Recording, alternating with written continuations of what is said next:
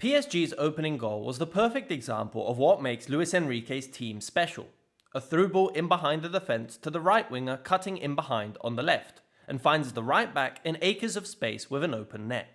None of the players are where they started, but all of them are exactly where they need to be.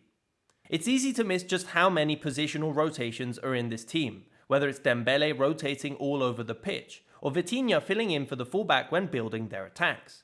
And it's the main reason why no team in Europe could match the incredible tactical system Enrique has created at PSG.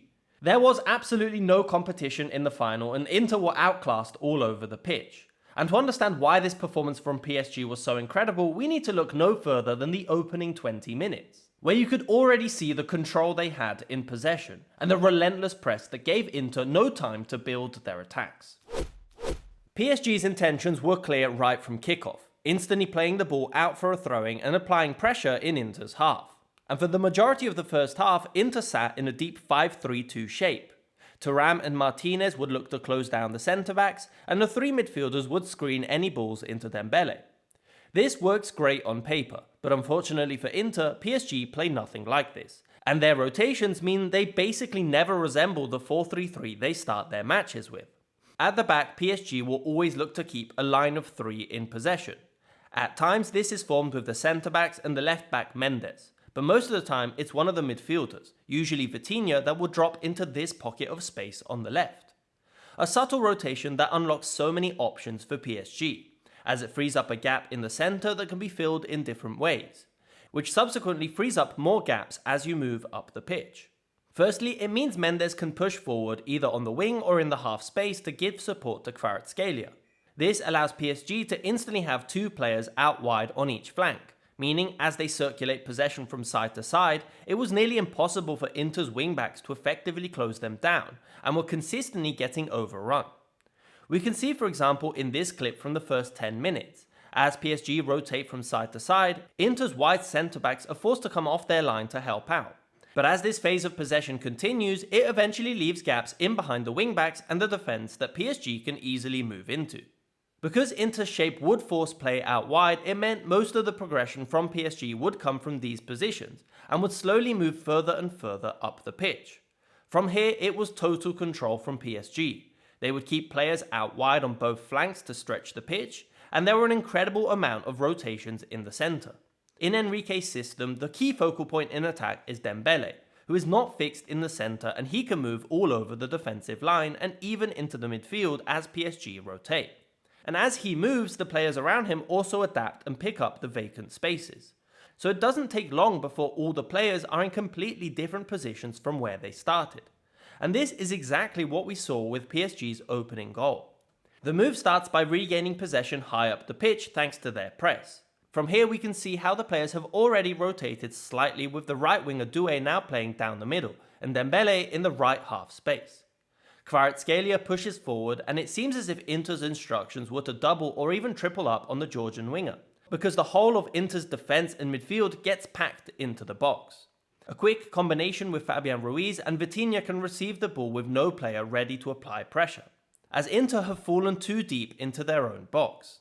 A perfectly timed run from Doué into the space, and Inter cannot stop this pass into Hakimi, who finishes off the move brilliantly. This early goal set the tone for the rest of the match, and the instant Inter needed to push slightly further up the pitch, they were quickly exposed to the speed at which PSG can counter. The second goal seemed to highlight that Inter were mentally exhausted and distracted in this match. It all starts from Barella trying to win a corner but is easily kept in play by PSG. And from a position like this, there's not much you can do. The ball quickly moves forward from Kvaratskhelia into Dembele, who switches play into Doué on the back post, and his shot deflects off Dimarco's foot, who doesn't face the shot head on and is not able to intercept it properly.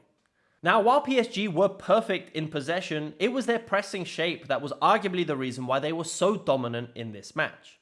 In Inter's semi-final clash against Barcelona, one of the biggest criticism Hansi Flick's team received was their use of a high line and how it left them exposed to Inter's style of play. But PSG did the exact same thing. The only difference was the intensity with which they closed down the goalkeeper. In fact, Inter are a team that are fluid in possession. Players will rotate and pick up different positions, and they can quickly expose teams with their rotations. But for this to be possible, the goalkeeper Sommer needs time on the ball to drag the opposition's press out of shape and find the right pass. And last night, Dembele gave Sommer no time to make a decision.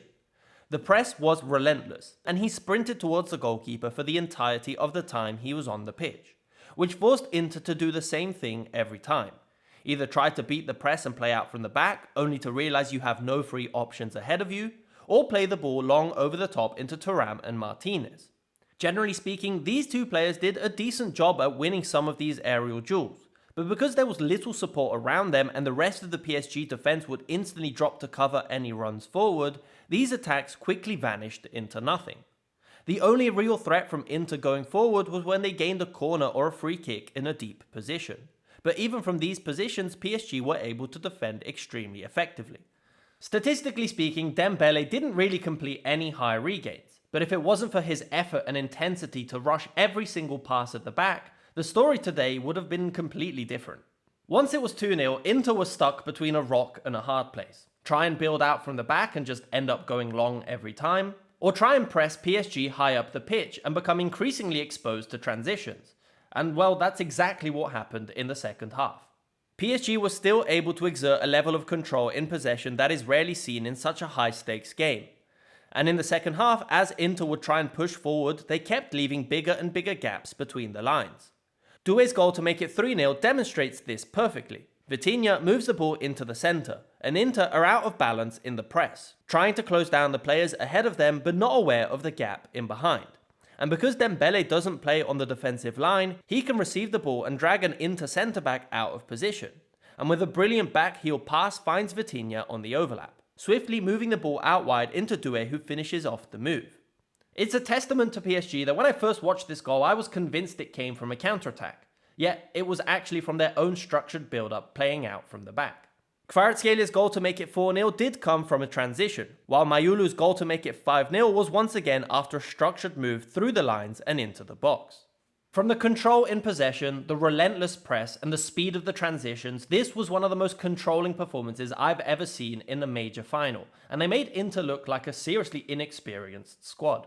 PSG definitely came into this match with more time to prepare as they'd already wrapped up Ligue 1, while Inter did have to fight to the final day of the season and ultimately fell short in the Serie A as well.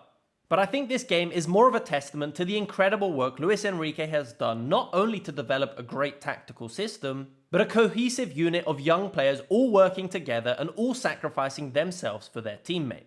And his work on mentality and the psychology of each individual player has paid off in the biggest way possible. But what did you make of this final? Leave your thoughts in the comments down below. And if you enjoyed this video, please leave a like and subscribe for more. Thanks for watching.